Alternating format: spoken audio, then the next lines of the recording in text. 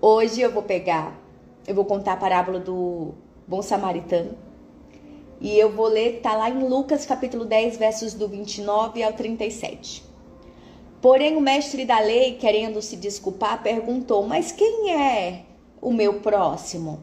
Jesus respondeu assim: um homem estava descendo de Jerusalém para Jericó. No caminho, alguns ladrões o assaltaram, tiraram a sua roupa, bateram nele e o deixaram quase morto. Acontece que um sacerdote estava descendo por aquele mesmo caminho. Quando viu o homem, tratou de passar pelo outro lado da estrada. Também um levita passou por ali, olhou e também foi embora pelo outro lado da estrada. Mas um samaritano que estava viajando por aquele caminho chegou até ali. Quando viu o homem, ficou com muita pena dele. Então chegou perto dele, limpou os seus ferimentos com azeite e vinho e em seguida o enfaixou, né? E depois disso o samaritano colocou no seu próprio animal e o levou para uma pensão, onde cuidou dele. No dia seguinte entregou 2 moedas de prata ao dono da pensão, dizendo: tome conta dele. Quando eu passar por aqui na volta, pagarei o que você gastar a mais com ele. Então Jesus perguntou ao mestre da lei: na sua opinião, qual desses 3 foi o próximo do homem assaltado? Aquele que o socorreu, respondeu o mestre da lei. E Jesus disse: pois vá e faça a mesma coisa. A parábola do bom samaritano é uma famosa parábola do Novo Testamento que aparece unicamente em Lucas capítulo 10, versos do 25 ao 37. O ponto de vista majoritário, assim, indica que esta parábola foi contada por Jesus a fim de ilustrar que a compaixão deveria ser aplicada a todas as pessoas e que o cumprimento do Espírito e da lei é tão importante quanto o cumprimento da letra da lei. Jesus coloca a definição de próximo no contexto mais amplo, além daquilo que as pessoas geralmente consideravam como tal. E o que é o bom samaritano? O termo, bom samaritano surgiu em uma parábola bíblica, como eu já disse, no qual Jesus orienta os seus seguidores a amarem o próximo como amavam a eles mesmos. Atualmente, a expressão foi generalizada e bom samaritano passou a designar qualquer pessoa que se preocupa com os outros, que age sempre a favor do bem, que procura ajudar em qualquer circunstância, sem falsos interesses. Na parábola contada por Jesus, como eu disse, está lá em Lucas, um doutor da lei perguntou a Jesus o que deveria fazer para herdar a vida eterna. E Jesus responde que era preciso amar a Deus e amar ao próximo. A gente precisa amar ao próximo, a gente precisa fazer o bem, a gente precisa servir. Ontem eu estava conversando com uma amiga e era exatamente sobre o servir, sobre o ajudar o próximo. E que eu acho que é a coisa mais linda que a gente pode fazer e é como a gente mais se aproxima assim, a ser mais parecido com Jesus, porque Jesus servia, Mas olha que interessante o que eu vou falar, e você pode até não concordar, mas quando a gente lê a Bíblia, cada pessoa tem um entendimento, daquela passagem.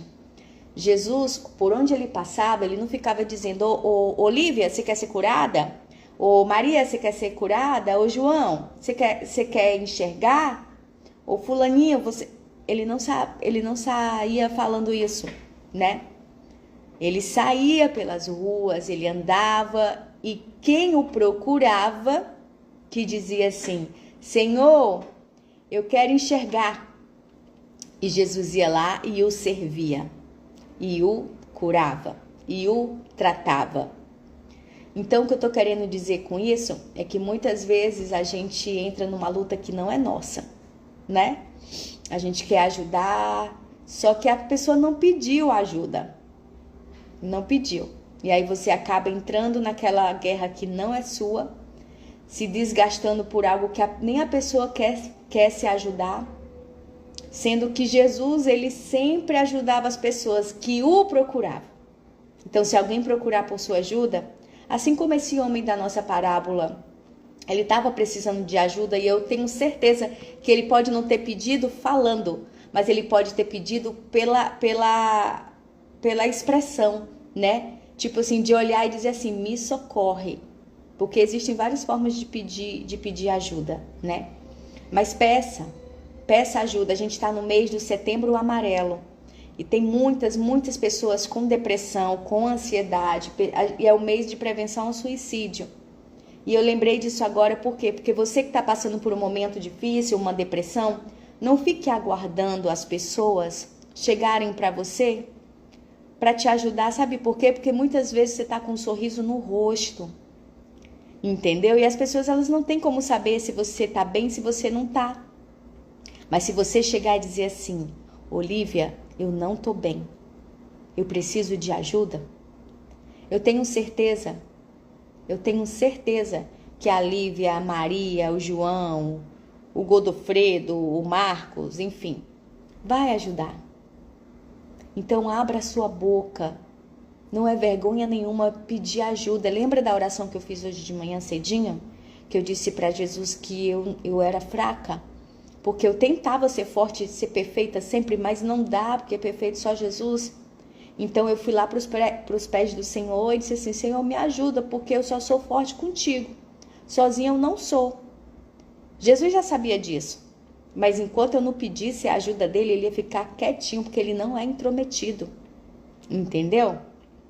Então eu tenho certeza que esse homem da nossa história de hoje, né, tá lá em Lucas, ele pediu ajuda sim.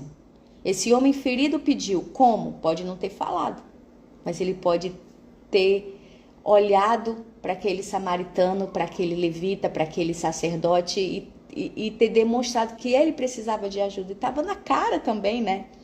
Agora, se você que está passando por alguma dificuldade, não guarde para você, né? Converse com Deus, primeiramente, porque tem coisas que Deus resolve. Na verdade, Deus resolve tudo para você.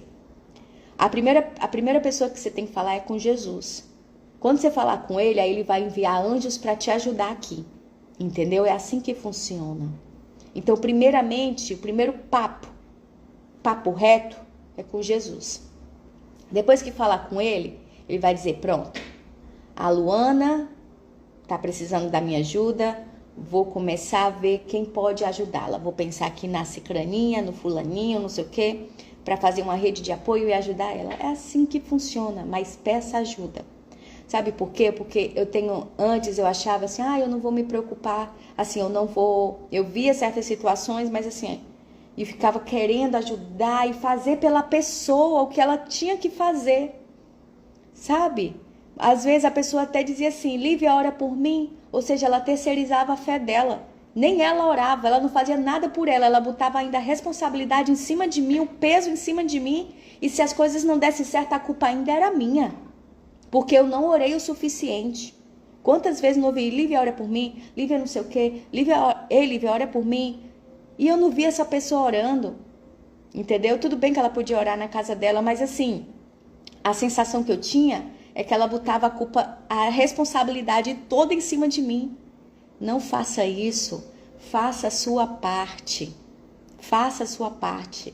Você pode pedir oração para quem você quiser, mas faça a sua parte, porque a sua oração, ela tem poder. Você tem poder em Cristo Jesus. Você só vai ao Pai através de Jesus? Então chama ele, conversa com ele, que aí a sua causa vai chegar em Deus. Entendeu? Mas para de terceirizar a sua fé, de colocar a culpa nas pessoas. Entendeu? Eu tô falando isso porque muitas vezes eu entrei em guerra que não era minha, que não era para eu entrar. Desculpa a expressão, eu me lasquei de verde e amarelo, entendeu? Sendo que eu poderia ter ficado quietinho na minha, porque ninguém me chamou para entrar naquela guerra. Eu entrei porque, o bichinho, a bichinha, né? Só que agora isso não é egoísmo, isso é sabedoria. Não entre numa guerra que não é sua.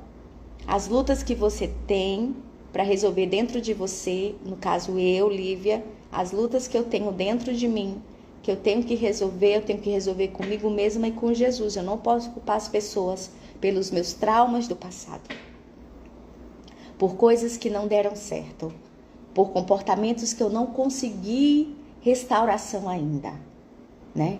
Eu preciso olhar para dentro de mim, conversar com Jesus, e aí sim, ele vai colocar pessoas no meu caminho que eu vou olhar e vou dizer assim, fulaninho, me ajuda nisso, porque sozinho eu não estou conseguindo.